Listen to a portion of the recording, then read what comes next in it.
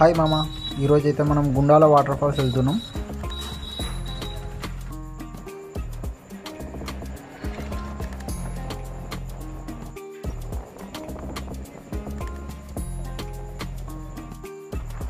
అది ఒక కనబడేది ఆ గుట్ట, అక్కడనే గుండాల వాటర్ ఫాల్స్ ఉంటాయి, అక్కడికి వెళ్ళిపోదాం. ఇదే మామ గుండాల వాటర్ ఫాల్స్. ఇక్కడి నుంచి వెళ్ళి పైకి నడుచుకుంటూ వెళ్ళినాక వ్యూ పాయింట్ అదిరిపోద్ది అని చెప్తే అక్కడికి వెళ్ళినాము.